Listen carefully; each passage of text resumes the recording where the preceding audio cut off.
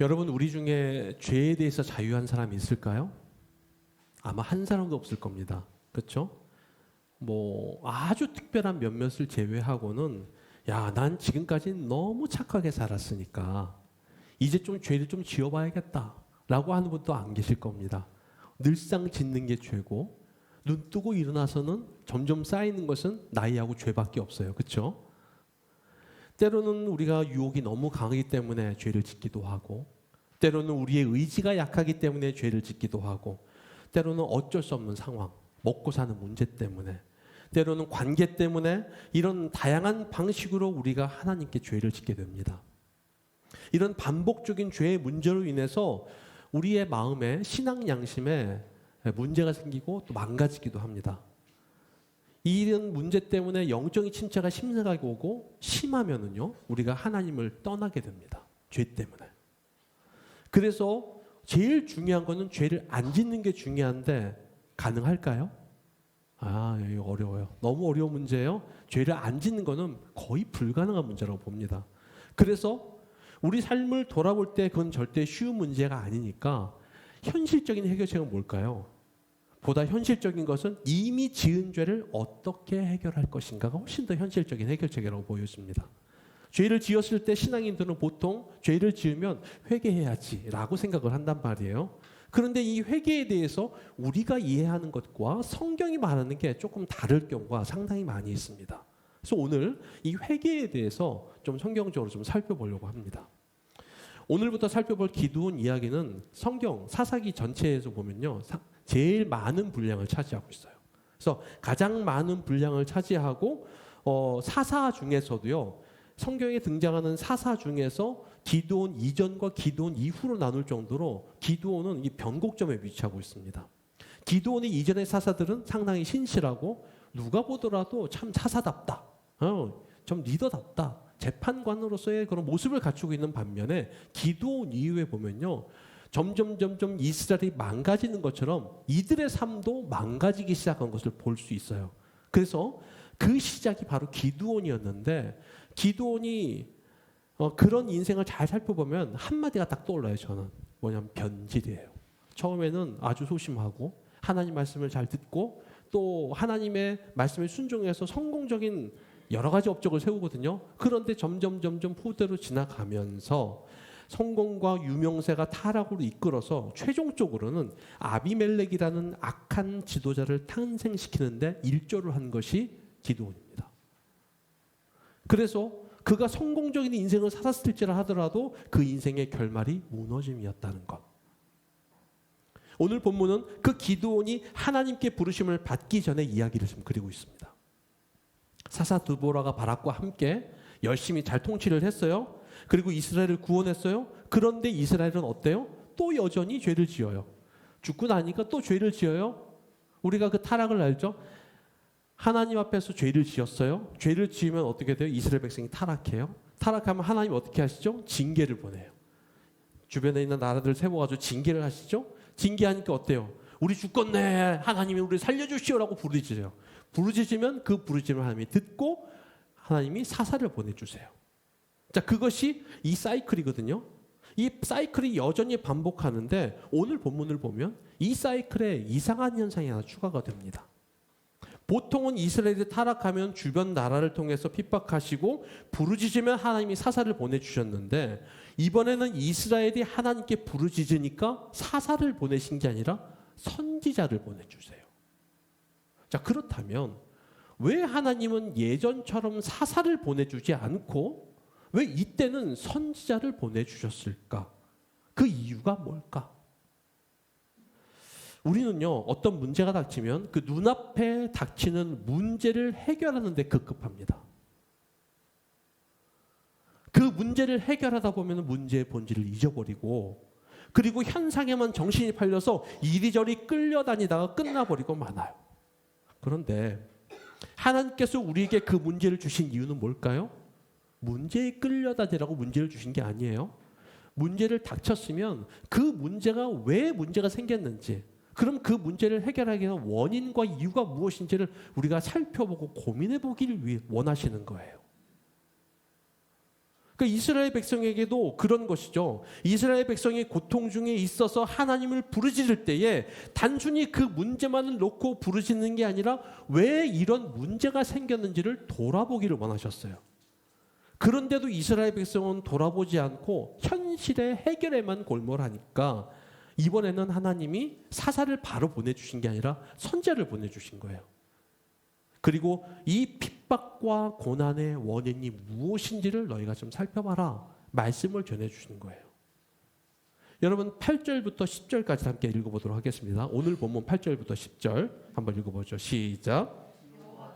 이스라엘 자손에게 한 선지자를 보내시니 그가 그들에게 이르되 여호와께서 이같이 말씀하시기를 이스라엘의 하나님 내가 너희를 애굽에서 인도하여 내며 너희를 그 종되었던 집에서 나오게 하여 애굽 사람의 손과 너희를 학대하는 모든 자의 손에서 너희를 건져내고 그들을 너희 앞에서 쫓아내고 그 땅을 너희에게 주었으며 내가 또 너희에게 이르기를 나는 너희의 하나님 여호와이니 너희가 거주하는 아모리 사람의 땅의 신들을 두려워하지 말라 하였으나 너희가 내 목소리를 듣지 아니하였느니라 하셨다 하니라. 아멘. 지금 하나님이 이집트에서 종되었던 이스라엘 백성들을 구원해내시고 가나안 땅에 넣으셨거든요. 가나안을 주신 이유는 가나안 사람들이 우상을 섬겼던 것처럼 너희는 그렇게 살지 마라. 그 안에서 본이 되어라. 거룩한 백성이 되어라. 하나님 말씀을 청정해라. 그래서 주신 거예요. 그런데 이스라엘 백성은 하나님의 목소리를 듣지 않았다라고 지금 선지자가 이야기를 하고 있어요. 여러분 우리가 예배를 드리고 설교를 듣는 이유가 뭘까요? 최근 들어서 설교를 하는 트렌드가 감성을 호소하는 설교를 많이 합니다. 삶에 지친 사람들을 위로하고 격려하는 설교들이 많이 인기를 끌어요. 여러분 그렇죠. 세상에서 지친 사람들을 위로하는 건 참 필요한 일입니다. 얼마나 돈 벌기 힘들어요. 돈 한 푼 벌기 위해서 때로는 마음이 쓰려도 웃어야 되고 때로는 악한 소리 들어도 참아야 되고 가슴속에 회사원은 누구나 하나씩 품고 다니는 사직서 얼굴에다 팍 던지고 싶은데 또 참잖아요.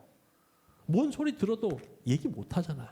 그렇게 힘들게 살아가니까 그런 힘든 지친 영혼들에게 하나님이 우리를 사랑하시며 보호하시며 위로하신다고 선포하는 것도 중요합니다.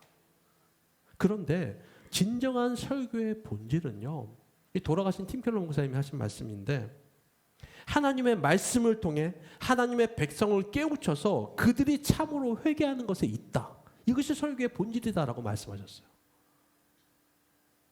그러니까 우리가 설교를 듣는 이유는 뭐냐? 우리의 삶의 본질을 깨우쳐서 우리 잘못된 것을 수정하고 회개하는 데 있는 것이죠. 그래서 설교를 듣는 것은 그 설교를 통해 내 영혼의 실태를 자각하고 다시 한번 하나님 앞에 나와서 헛된 위로나 가짜 감성에 속지 않고 나의 죄를 자복하며 회개하게 이르는 거예요. 중병에 걸리는 환자한테 의사가 연고나 발라주면서 진통제 몇 알 처방해주면서 야, 곧 나을 거니까 걱정하지 마. 너 금방 나을 거야. 라고 하면 어떻게 될까요? 큰일 나는 거예요. 지난주였어요. 지난주에 이 주 초에 잇몸이 부는 거예요. 제가 이게 보통 이제 잇몸이 붓고 하면 피곤하면 좀 잇몸도 붓고 하거든요. 그래서 이제 진통제 몇 알 먹으면 또 이제 가라앉고 하니까 이게 참았어요. 약 먹고. 근데 시간이 지나면 지날수록 이게 점점 더 아파지는 거예요. 막 처음에 요만하게 아팠던 게 점점 이 범위가 넓어지면서 이거 심각한데 참고 밤에 잠을 자는데도 끙끙대고 아픈 거예요. 너무 힘들어서. 그래서 견디다 못해서 이제 근처에 있는 치과를 갔어요. 가서 이제 몇 가지 검사를 하고 뭐 엑스레이도 찍고 해서 했어요. 그랬더니 뭐 별거 아니네요. 진통제 주면서 네 괜찮을 것 같아요. 좀 있으면 나아질 겁니다라고 처방을 받았어요.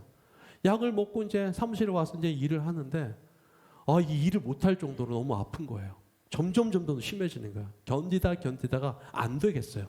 그날 저녁에 병원을 갔다 오면 바로 그날 저녁에 다시 야간 진료하는 병원을 찾아가지고 갔어요. 가서 엑스레이를 찍고 검사를 몇 가지 딱딱 해보더니 여기 신경이 급성으로 손상됐네요. 이거 이빨이 금도 갔는데요. 이거 빨리 치료해야 됩니다. 그래가지고 그 판정을 받은 거예요. 여러분, 만약 이게 치과가 아니고 심각한 병이었다면 어땠을까요? 정말로 암이나 인생에 흥망을 좌우하는 큰 병이 걸렸는데 이런 엉터리 오진을 한다면 여러분, 그 사람의 인생은 어떻게 바뀔까요? 제 경우는 중병이 아니었지만 생명을 다루는 위급한 상황에서도 그런 진단을 내린다면 여러분, 하나님이 지금 선지자를 보내셔서 이스라엘 백성에게 이렇게 말씀하시는 거예요.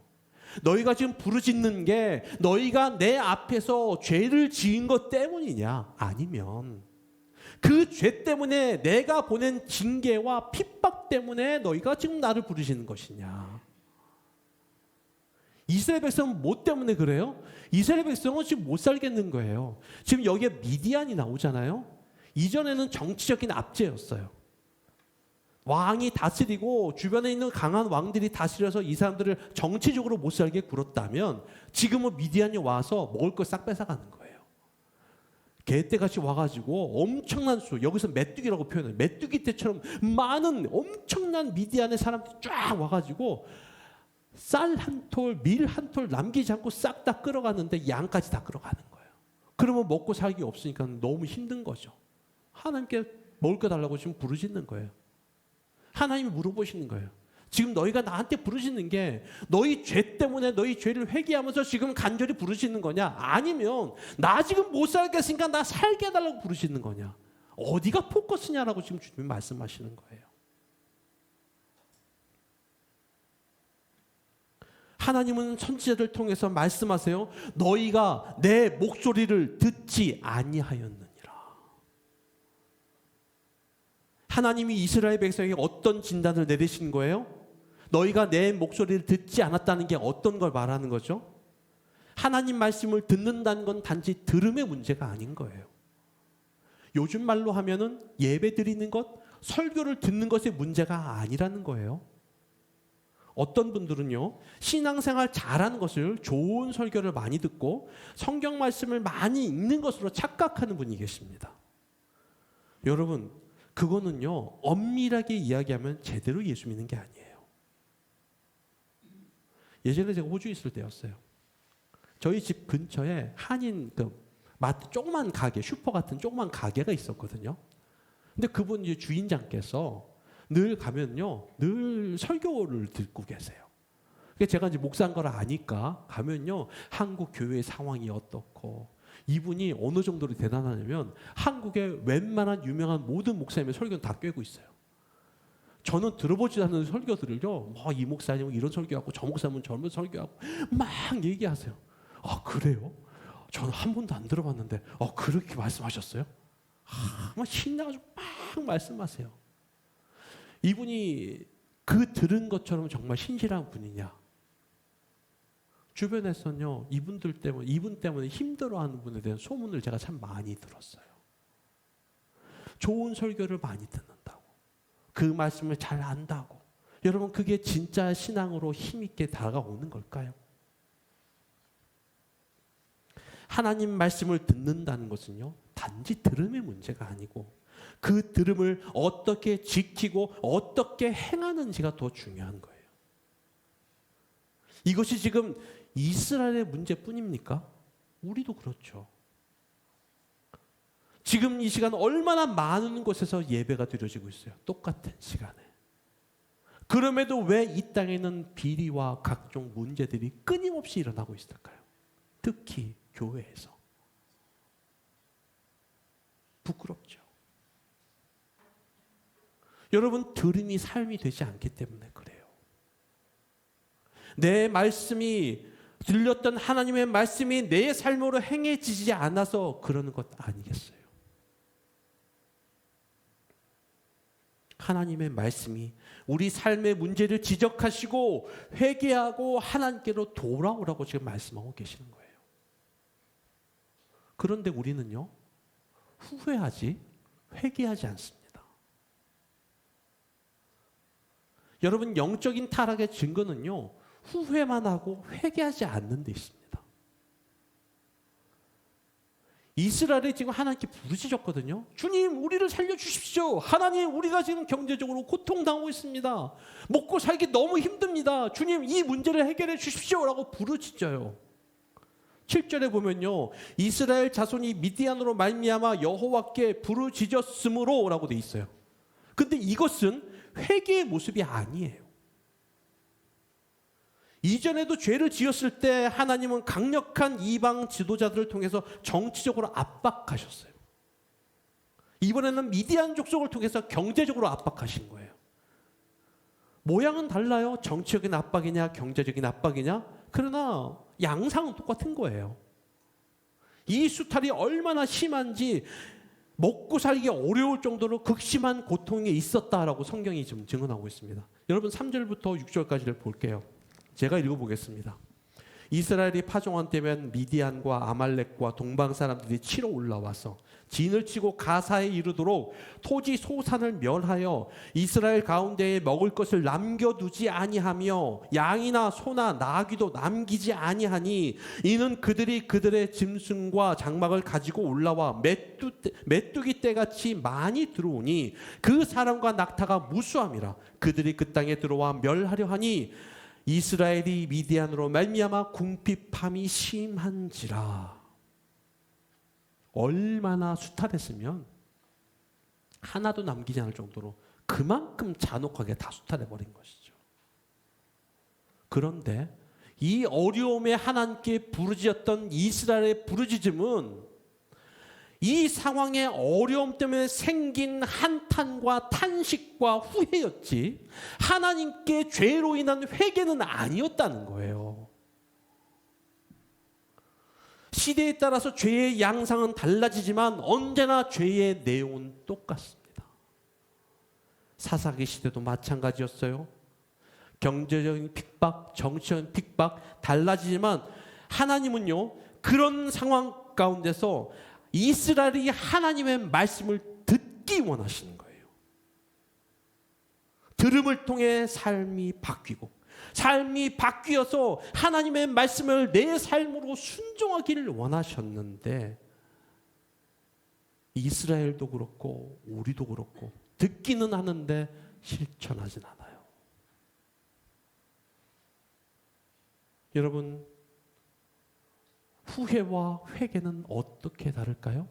말씀 한번 띄워주시겠어요? 고린도후서 7장 10절입니다. 한번 읽어볼까요? 시작. 하나님의 뜻대로 하는 근심은 후회할 것이 없는 구원에 이르게 하는 회개를 이루는 것이요 세상 근심은 사망을 이루는 것이니라. 아멘. 여러분, 세상에도 근심이 있어요. 근데 그 근심은 뭐예요? 그게 후회예요. 아이고 어떡해, 아이고 어떡해, 아 내가 잘못했네, 아이고 어떡해, 과거를 보면서 아유 그때 잘 선택할 걸, 아이고 잘못 선택을 했네, 아 계속 후회하면서 그 과거에만 머물러 있는 것, 이게 후회예요. 그런데 하나님께서 하는 근심, 회개라고 말하는 근심은 뭐예요? 후회할 것이 없대요. 왜 후회할 게 없을까요? 잘못 안 해서요? 아니에요. 잘못을 했는데 그 잘못을 가지고 어디로 나아가요? 십자가 앞에 나아가는 거예요. 내가 못해요, 해결을 못하니까 누구 앞에 나아가요? 주님께 나아가는 거예요. 우리가 죄를 지었을 때 보통 어때요? 후회한단 말이에요. 아유 내가 미쳤지, 내가 왜 그때 선택을 해가지고. 우리 부인들이 많이 후회하잖아요. 그때 눈이 돌아가시고는 말이야, 그때 선택을 해서. 남자들도 안 그럴 것 같아요? 남자들도 똑같아요. 그때 내가 헷가닥 돌아가지고 말이지. 그렇죠? 그런데 하나님은 과거를 돌아보면서 후회하고 그 자리에 머물러 있는 것을 원하지 않으십니다. 후회하면요, 잘못을 저지른 내가 한탄스럽고 고통스러워요. 죄로 인한 결과 때문에 힘들어해요. 하지만 그것은 감정적인 안타까움이에요. 그거는요, 삶의 변화가 없는 거예요. 그래서 다시 그런 유혹이 오면 그 삶을 또 반복하는 거예요. 내 삶이 안 바뀌었으니까 유혹이 다가오고 잘못이 왔을 때 또 다른 그릇된 선택을 계속하는 거예요. 후회하는 사람은 만약에 죄를 지어도 그 죄의 결과가 드러나지 않거나 나에게 나쁜 영향을 미치지 않으면 여전히 죄의 길에 서 있을 거예요. 하지만 회개는요, 그 죄 자체를 배격하는 거예요. 죄를 싫어하는 거예요. 죄로 인해서 망가져버린 하나님과의 관계를 안타까워하고 그 회복하기 위해서 주님 앞에 부끄럽지만 두렵지만 무섭지만 그 죄를 안고 십자가 앞에 가는 거예요. 그리고 주님, 내가 해결할 수 없는 이 죄가 이 앞에 있습니다. 나로서는 도대체 해결할 수가 없습니다. 주님, 십자가의 보혈로 나의 죄를 깨끗하게 씻어주십시오. 그리고 내 안에 주님만이 주시는 참된 평안과 안식을 누리게 해주십시오. 그리고 더 이상 이 죄의 수렁에서 헤매지 않게 주님 건져주십시오. 이게 회개예요. 삶이 바뀌는 거예요. 그래서 회개는 180도로 돌이키는 거잖아요. 죄의 길을 가다가 돌아가는 거예요. 왜? 그 길을 가다 보니까 이 안에서는 하나님과의 올바른 관계가 세울 수 없기 때문에. 그 회복의 핵심에 예수 그리스도의 십자가가 있는 거예요.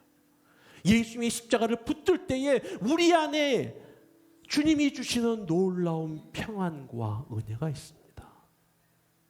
여러분, 세상에도 후회해요. 잘못 때문에 참 안타까워하고 그래요. 근데 그 안에 십자가가 없잖아요. 어떻게 될까요? 반복해요, 계속. 아유, 그때 안 그랬으면 되는데, 안 그랬으면 되는데. 여러분, 살짝만, 여러분, 왜 공부를 잘 못하는 친구들, 옛날에 저희는 학원에서 보면요, 유명한 강사들은요, 딱 그 문제 푸는 기가 막힌 그 해결책을 딱 얘기해 주거든요. 근데 그 유명한 강사의 문제점이 뭐냐면, 그 문제를 살짝 틀잖아요. 그러면 그 문제가 안 풀려. 그렇죠? 우리 문제가 꼭 그거예요. 문제의 양상이 살짝만 바뀌어도요, 우린 다른 문제로 인식을 해버려요. 똑같이 헤매요. 왜 그럴까요? 우리가 죄를 제대로 직시하지 않고 그 죄의 문제를 우리가 주님 앞에서 올바로 해결하지 않았기 때문에 그런 거예요. 하나님은 회개하라고 요구하시는데 우리는 후회하고 그냥 그걸로 끝나는 거예요.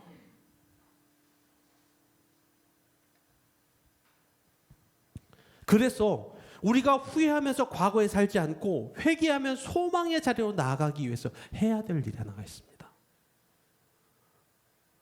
몇 주 전에 제가 이제 교회 청소를 하는데 청소기가 예전처럼 잘 안 빨아들여지는 거예요. 그래서 이게 뭐 꽉 찼나 먼지 봉투가? 그래가지고 뭐 소리는 되게 소리가 나요. 크게 나요. 그래서 근데 영 시원치 않았어. 먼지 봉투가 다 됐나 보다. 그래서 먼지 봉투를 갈았어요. 갈아도 잘 안 빨려요. 그래서 이 중간에 또 필터가 있어서 그 필터가 문제인가? 그래서 물로 깨끗이 빨아가지고 딱 말려가지고 넣었어요. 빨아도 똑같은 거예요. 안 되는 거예요, 이게. 그래서 돌리는데 못 빨아들여서 이제 내가 열심히 청소를 해가지고 청소기 운명이 다 하셨나 보다. 그래서 청소기를 새로 사야 되나 보다 생각을 했어요.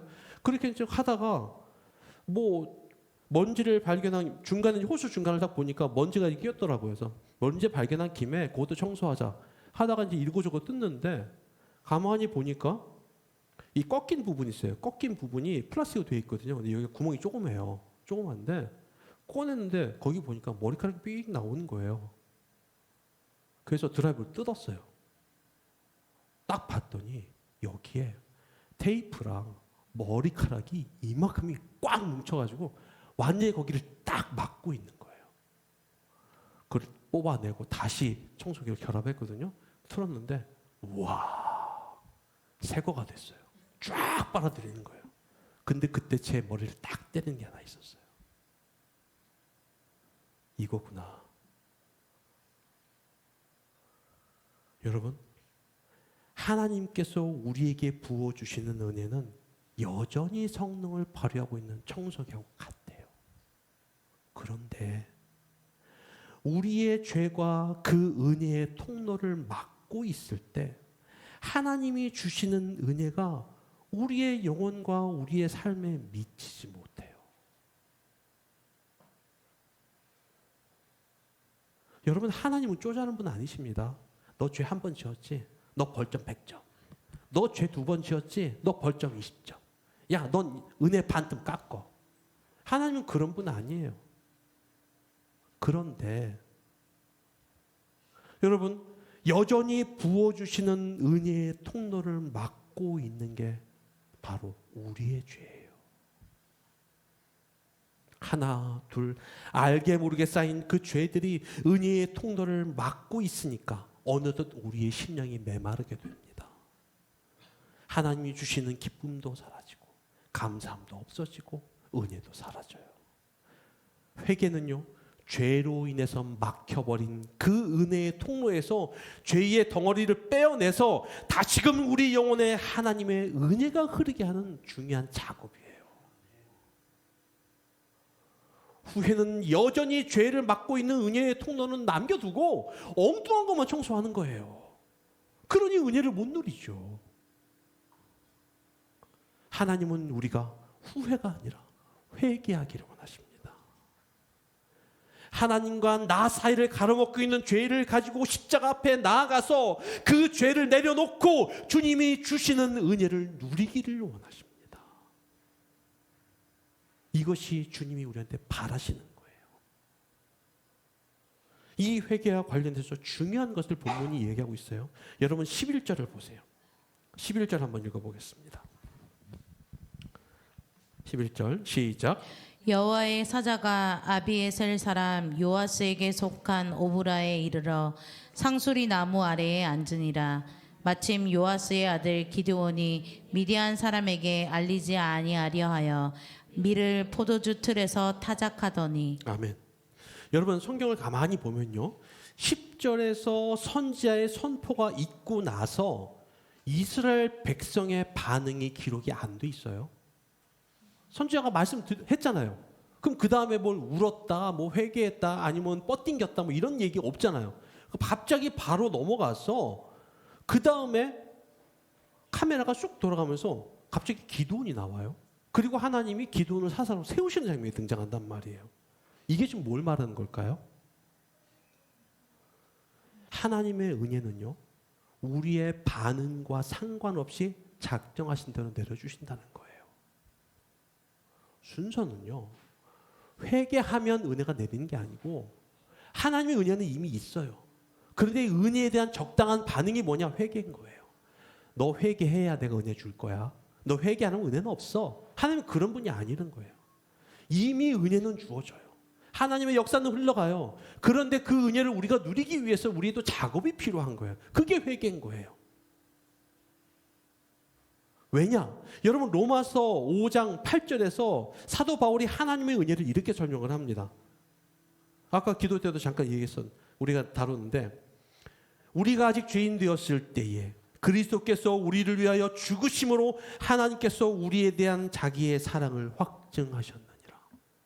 하나님의 사랑이 확증된 게 언제예요? 의인이 되었을 때예요? 죄인 되었을 때예요? 우리는 천지분간 못하고 죄를 지었을 때, 우리는 여전히 죄의 덩어리로 있었을 때, 우리는 아무런 소망이 없었을 때, 그때 하나님은 이미 은혜를 준비해 두시고 그 사랑을 확증하셔서 십자가에서 자기 아들을 아낌없이 주신 거예요. 너희가 온전한 사람이 되면, 아니 너희가 그 낌새만 차리면, 너희가 정신을 차리면 내가 그 십자가 은혜를 줄 거야. 그렇게 말씀하지 않으셨어요. 우린 여전히 죄인이었어요. 우리는 아무것도 몰라요. 우린 여전히 죄에 대해서 헤매고 있는데 하나님이 이미 은혜를 준비해서 우리 앞에 놓아두신 거예요. 여러분, 만약 회개해서 주님께 돌아올 수 있다고 한다면요, 이 세상에 어느 누구도 주님 앞에 돌아올 사람 한 사람도 없습니다. 주님이 먼저 손을 내밀어 주시니까 우리가 잡을 수 있는 거예요. 우리는 스스로 하나님께 돌이키는 사람들이 아닙니다. 그런 우리를 아시고 우리가 아직 죄인 되었을 때에 예수 그리스도를 우리를 위해 아낌없이 주신 분이 우리 하나님이십니다. 그렇다고 해서 하나님의 은혜가 아무렇게나 남발되나요? 그럴 수 없어요. 그 은혜가 아니고서는 우리 스스로 하나님께 돌이킬 수 없는 철저한 죄인이기 때문에 먼저 은혜를 베푸시고, 우리는 그 은혜를 힘입어 내 삶을 돌이켜서 하나님께로 향하는 참된 회개로 반응하기를 원하시는 거예요. 우리 은혜는요, 거저 주어진 게 아니에요. 엄청난 대가가 있는 거예요. 그래서 우리는 호수 안에 엉킨 머리카락을 빼내는 것처럼 내 삶 속에 엉킨 죄의 덩어리를 제거해야 하는 노력이 필요합니다. 하나님과 나 사이를 가로막고 있는 죄의 덩어리, 은혜를 누리지 못하게 만드는 죄의 덩어리를 주님 앞에 나아가서 십자가 앞에 나아가서 빼내야 돼요. 아파도 힘들어도 제거하고 내 삶의 방향을 돌이켜서 주님께로 걸어가는 의지적인 노력이 필요한 거예요. 아, 육신이 약하여. 여러분, 그건 노력해보지 않은 사람이 하는 말이 아니에요. 몸부림을 치며 주 앞에 나아가는 한계에 부닥친 사람이 하는 이야기예요.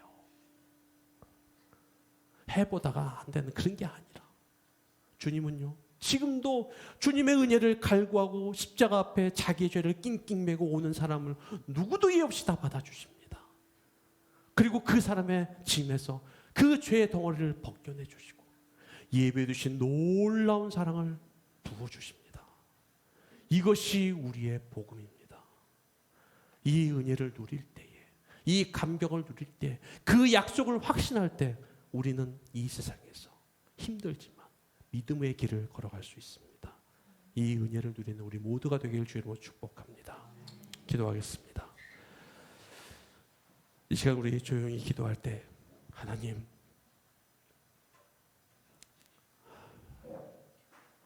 주님 앞에 참 더럽고 추악한 부끄러운 죄입니다. 주님, 나의 마음을 붙들어 주시고 십자가의 보혈로 이 더럽고 추악한 모든 것을 깨끗하게 씻겨 주시옵소서. 이 시간 함께 기도하기를 원합니다. 함께 기도합니다. 여러분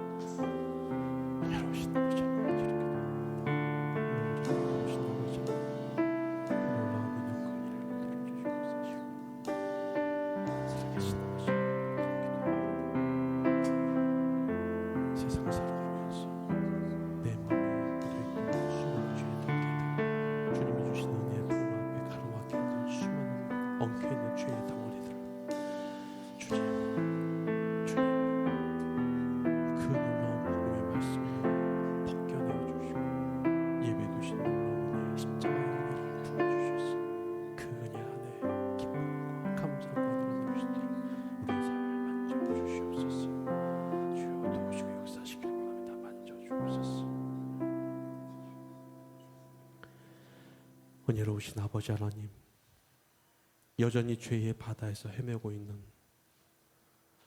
천지분간을 못하는 천둥벌거숭이 같은 우리 영혼을 불쌍히 여겨 주시옵소서. 주님, 나로쩌는 힘에 버거운 이 죄를 주님 앞에 가지고 나아갑니다.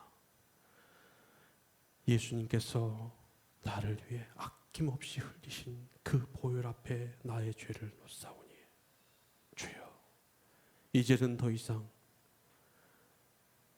죄로 인해 방황하지 않고 주님이 기뻐하시는 삶의 방향으로 내 삶을 돌이켜 그 은혜 아래서 누리며 기쁨의 복락의 강수를 누릴 수 있는, 마실 수 있는 우리가 되게 하여 주옵소서. 살아계신 예수님의 이름으로 기도하옵나이다. 아멘.